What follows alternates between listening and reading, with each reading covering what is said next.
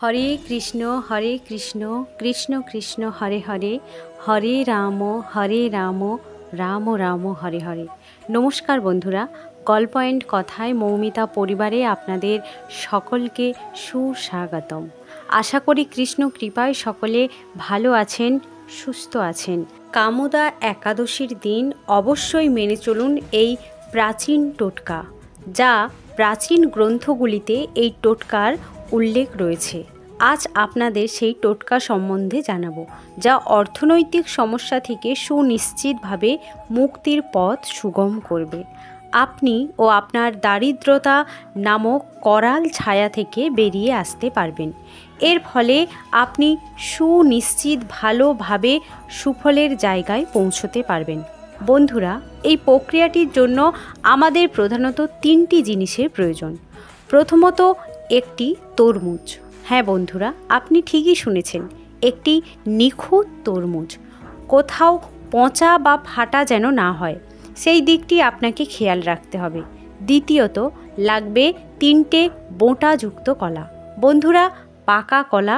এবং তৃতীয় যে জিনিসটি লাগবে তা হলো 3 টুকরো হলুদ। হলুদগুলি অবশ্যই কাঁচা হতে হবে। যদি আপনাদের সম্ভব হয় একেবারে গাছ থেকে তুলে টাটকা হলুদ দিয়ে কাজটি করতে পারেন, তাহলে সেক্ষেত্রে আরও বেশি ভালো হয়। বন্ধুরা, আপনারা অবশ্যই এই কথাটা মনে রাখবেন, এই 3টি জিনিস নিখুঁত ও সতেজ যেন হয়, কোনোভাবে ফাটা পচা বা দাগ যেন না থাকে। একদম নিখুঁত জিনিসগুলো নেবেন। এরপর যে কাজগুলো আপনাকে করতে হবে তা মনোযোগ সহকারে শ্রবণ করুন। প্রিয় বন্ধুরা, আমরা সর্বপ্রথম জেনে নেব এই উপায় বা প্রক্রিয়াটি কবে ও কখন করতে হবে। এই উপায়টি যে কোনো একাদশী তিথিতে আপনাকে করতে হবে, তবে সেটা এই কামোদা একাদশী অর্থাৎ 8ই এপ্রিল 2025 মঙ্গলবার দিনও করতে পারেন। যে 3টি দ্রব্যের কথা জানালাম সেগুলো আপনার ঠাকুর ঘরে নিয়ে যান। সেগুলি আপনার ঠাকুরের আসনে বসে ওই 3টি জিনিসকে আপনি আলাদা আলাদা রাখুন এবং এই 3টি জিনিসকে একটি মন্ত্র দ্বারা অভিমন্ত্রিত করতে হবে। মন্ত্রটি 3 বার করে জপ করবেন। ওই জিনিসগুলোর ওপর একটা করে দেবেন। ঠিক এভাবেই আপনি 3টি জিনিসকে অর্থাৎ তরমুজ, কলা এবং হলুদ, এই 3টি জিনিসকে অভিমন্ত্রিত করতে হবে। অভিমন্ত্রিত বলতে 3 বার মন্ত্রটি উচ্চারণ করা প্রয়োজন। বন্ধুরা, আমরা জেনে নেব যে মন্ত্রটি কি।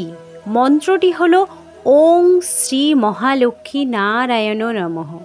3 বার এই মন্ত্রটি জপ করবেন। এই মন্ত্র জপ করার পর ওই 3টি ফলের সম্মুখে আপনার সমস্যাটি, যে সমস্যা তা আপনি অবশ্যই জানাবেন। ওই দ্রব্যগুলির মধ্যে একটি করে সিঁদুরের টিপ আপনি লাগিয়ে দেবেন। এইরূপ 3 বার আপনাদের সমস্যাটি ব্যক্ত করবেন। 3টি ফলের মধ্যে তিলক কাটবেন। এরপর আপনার পুজো আরাধনা শেষ হয়ে যাওয়ার পর ওই 3টি ফল আপনি আপনার ঠাকুর ঘরে লক্ষ্মী নারায়ণের পদতলের কাছে রেখে দেবেন এবং তার পরের দিন অর্থাৎ একাদশীর পারণের ঠিক পূর্ণাঙ্গ সময়ের মধ্যে এই 3টি ফল আপনাকে গোমাতাকে খাইয়ে দিতে হবে। তা আপনার নিজের বাড়ির গোমাতা কিংবা অন্য কোনো বাড়ির গোমাতাকে খাইয়ে দেওয়া প্রয়োজন। কামোদা একাদশীর পূর্ণাঙ্গ পারণের সময়সূচি রয়েছে বুধবার 9টা বেজে 38 মিনিটের মধ্যে। এই সময়ের মধ্যে গোমাতাকে খাইয়ে দেবেন। পারণের সময় পেরিয়ে যাওয়ার পর খাওয়ালে কোনো কার্য পূরণ হবে না। এই টোটকা মেনে চললে আপনার বাড়ির দারিদ্রতা দূর হবে, অর্থ আসবে প্রচুর পরিমাণে, মা লক্ষ্মীর কৃপায় দ্রুত কোটিপতি হয়ে যাবেন। হ্যাঁ বন্ধুরা, আপনি সুনিশ্চিতভাবে সফল হতে পারবেন।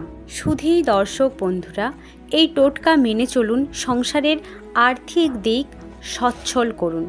আশা করি এই পর্বটি আপনাদেরকে সমৃদ্ধ করেছে। ভালো থাকবেন, সুস্থ থাকবেন। দেখা হবে আগামী পর্বে।